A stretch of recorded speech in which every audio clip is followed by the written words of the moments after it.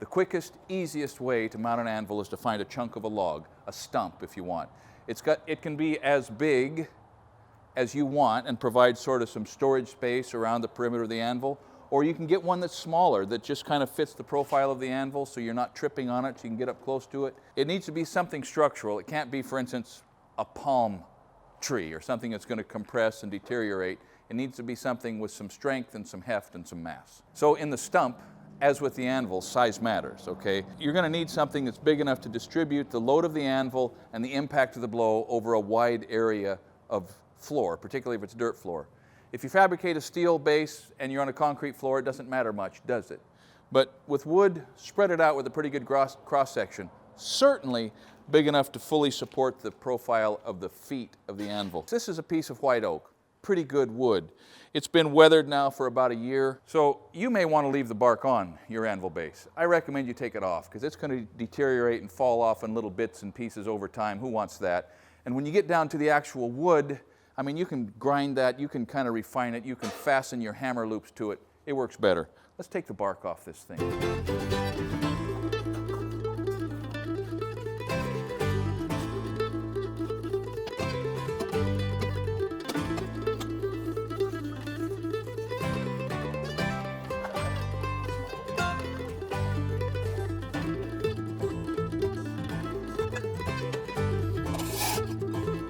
Single bit Swedish axe.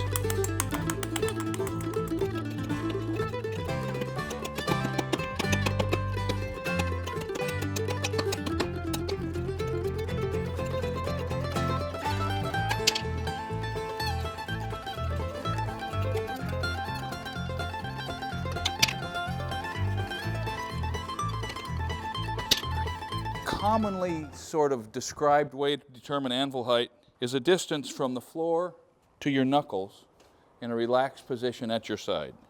So for me, that is, I think, about 30.5 inches. Let's see. Yeah, about 30 inches, 30.5 inches is ideal anvil height for me. The theory around that is that puts your arm essentially to the full and relaxed position when it comes in contact with the face of the anvil. Now, it's awkward if it's too high. It's hard on your back if it's too low. So that's sort of a target number. So here's the problem. That's only 29 inches. So if I cut this stump level from its low point, which is what I'm going to do, this anvil is going to be about an inch short for me, which is fine. This little Kolschwa cast anvil weighs about, I think 100, 110 pounds. It's just right for kids to work at, for Boy Scouts, for grandkids. So if it's a little low, doesn't hurt a thing. I've got another anvil in here that's a little low also, just for that reason. So now the trick is, and what I'm going to really demonstrate in this video, is how to cut off a tree stump so it's level, so it's in a plane, even though the perimeter is so irregularly shaped. So you take your 2x4 and you screw it to the side of the block with one screw, with the top of the 2x4 at whatever distance you want your block to be cut off at, and screw it on. In this case, it's the maximum distance that's still left in the block. Level that up.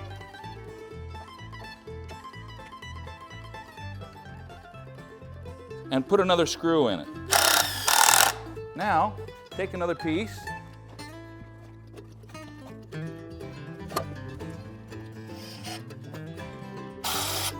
Top's flush. Level this.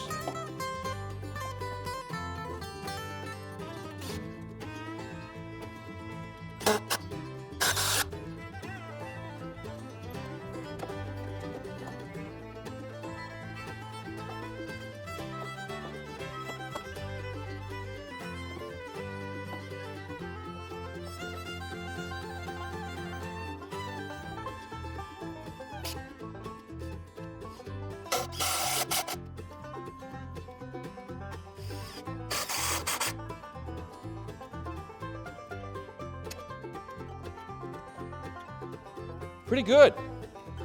Pretty good. So what we've established here is a level or nearly level plane. Okay, and it is essentially in a plane. This serves as a guide for cutting that off with a chainsaw.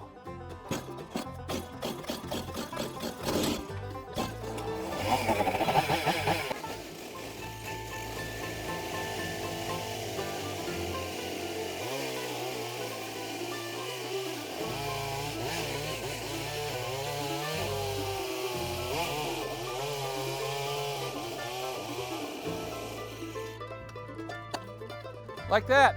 So this is essentially flat.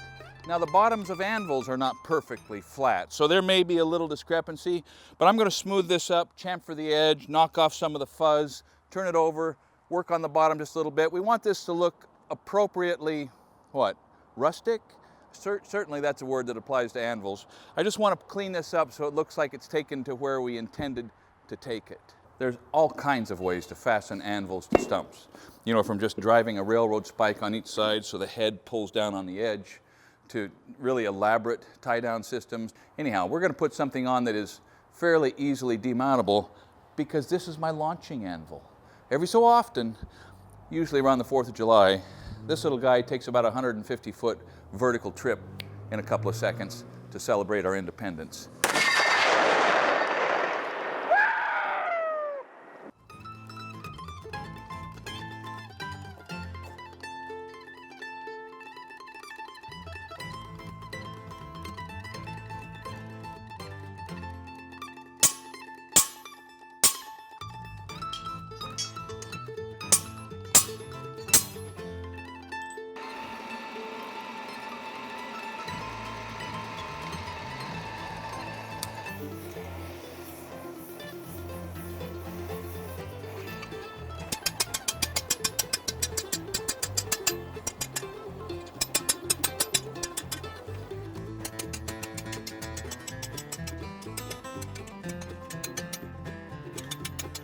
So in bending this piece of bar, that hole distorted enough that a 3/8 lag bolt's not going to go through there. So instead of trying to drill it and hanging the drill bit up and breaking it off 2 or 3 times, I'm going to get it hot and drift it.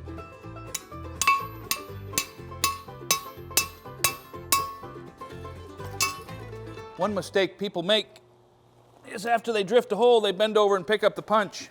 And that is very hot right there. So don't bend over and pick your punch up and not expect a blister.